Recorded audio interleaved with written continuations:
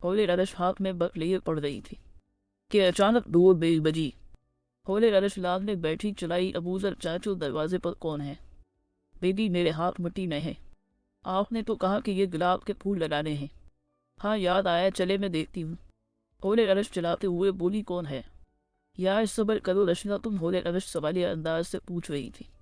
रचना तुम यहाँ इस वक्त कैसे जी मेरी जान ने रचना उसके गले लगकर बोली, अंदर आने का भी नहीं बोलूंगी।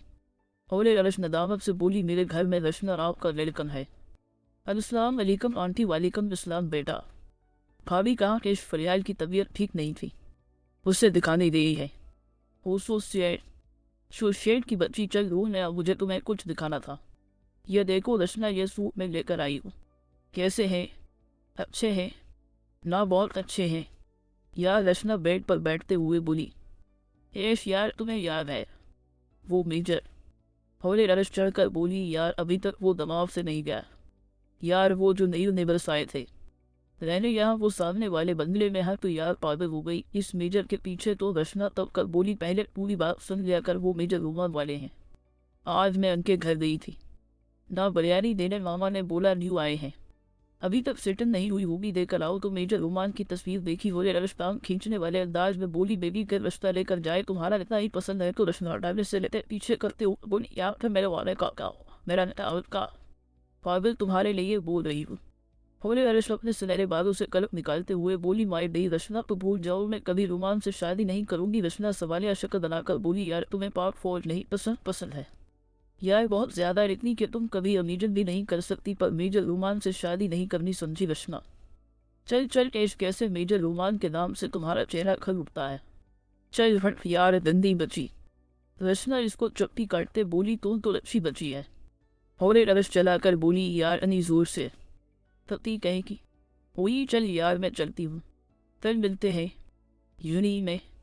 रूमान के घर में रूमान के अबू फिरोज, अमी, फातिमा, एक छोटी बहन नमक बुआ जो इनके साथ रहती थी। अमीन और रहमान इनकी बेटी अफीफ़ा, इनका बेटा अफान। रूमान के घर की दो बेल बुझती है। नमल लंदे पाउन हाथ में बक लिए उठती है। कौन है? अफीफ़ा, विली तुम बैठो, किताब का केड़ा मैं देखती हूँ। थैंक यू आपी। अफीफ़ा दरवाज़ा खोलते हुए रूमान को देखती है। रूमान तो वो माए गाट आए कान बली और इतनी जल्दी मैं सपना देख रही हूँ। रूमान अंधेरी से इशारा करता है, आपी चल अमी को सरप्राइज़ देना है। नमल रूमान को देख कर उठती है, चिल्लाने वाली होती है तो अफीफ़ा इसे चुप करवाती है। वो धीरे से आकर लाउंज में रूमान के गले लगती है। भाई, वो धीरे से बोलती है। रूमान प्यार से उसके सर पर हाथ रखता है। बुआ जो किचन का सामान सेट कर रही थी, वो बोलती है, क्या हुआ, इतना सन्नाटा क्यों हो गया है? घर में सब कुछ साफ क्यों सून गया है? रूमान पीछे से बुआ के गले लगता है। अरे मेरा बच्चा, अनीमा जानती थी कि वो अपनी अम्मी को सरप्राइज देता है।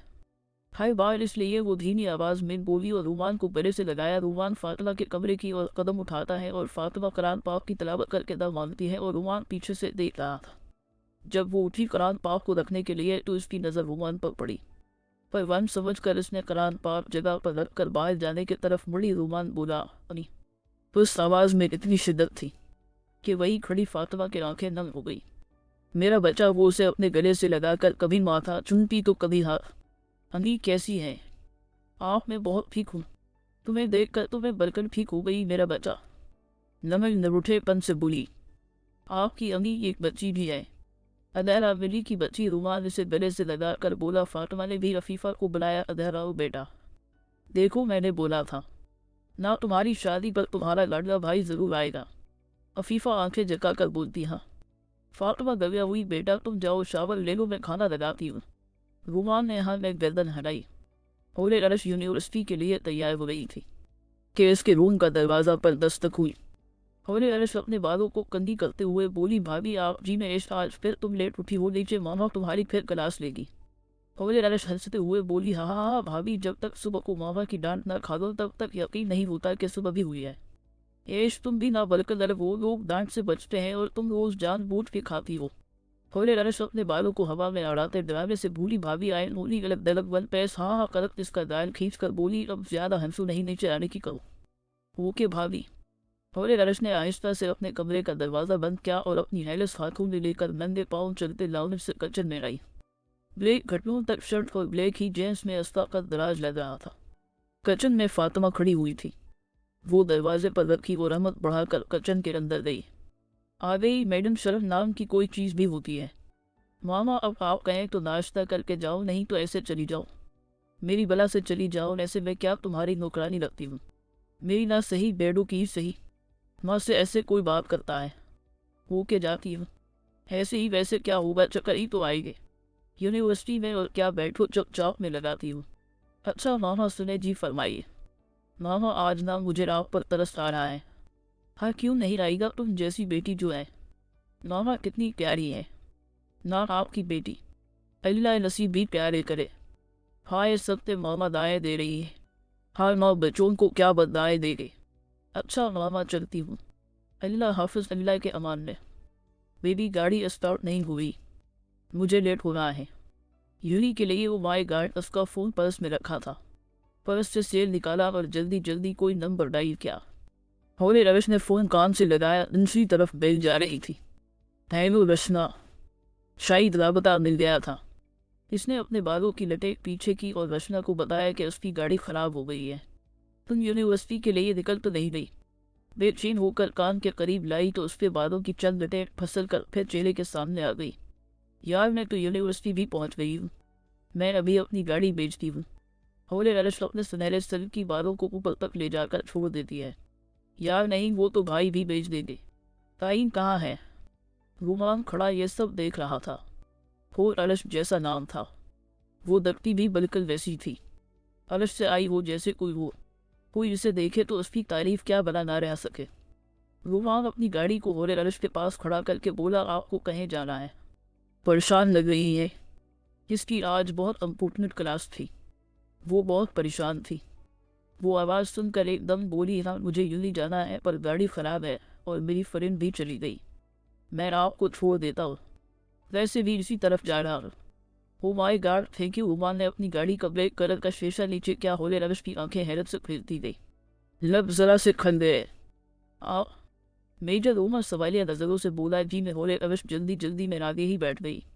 रुमान वाइट करते पजामे में था। गोरा रंग, बड़ी बड़ी आंखें, सिलाईदार गर्दन, बहुत पुख्ता वजूद, हल्की शी पर कशिश चेहरा, तरसे ने नकश गुलाबी हूँ जो मुस्कुरा रहा था। होले रविश चुप रहने वालों में से हरगज नहीं थी। वो जिसको जैसा देखती मुंह पर बोलती थी। आप मुस्कुरा क्यों रहे हैं? रुमान शाने उचकाते हुए बोला, क्यों नहीं मुस्कुरा सकता? होले रविश जो पहले ही परेशान थी, इसे इसके मुस्कुराने से उलझन हो रही थी। जल्दी चलाई, मुझे लेट हो रहा है। आप मेजर रुमान के साथ है, वो आपको 15 मिनट के अंदर पहुंचा देगा। होले रविश ने रूठेपन से सांस खींचते हुए बोली, रिबंसी। रास्ते में गाड़ी की स्पीड बहुत ज़्यादा थी। होले रविश बोली, by the way my name पर। होले रविश रुमान आंखें इसकी तरफ करके बोला, तो होले रविश ने बड़बड़ाते हुए बोला, भाड़ में जाओ। रुमान इसकी तरफ बड़ी करके बोला, 15 मिनट स्पेंड तुम्हारी यूनी आ गई। Thank you major Rumaan mention not by दाल लिमिट ऑफ ड्यूटी। आप मुझे रुमान बना सकती हैं। वो ज़बरदस्ती की मुस्कुराहट दिए चली गई। रुमान इसे देखता रह गया। कितनी मासूम है। और हंसर अपनी गाड़ी स्टार्ट करके चला गया। वहाँ सिर्फ अब यूनिवर्सिटी का गेट था। एहसास के रिश्ते दस्तक के महताज नहीं होते। ये तो खुशबू की तरह होते हैं जो बंद दरवाजों से भी गुजर जाते हैं।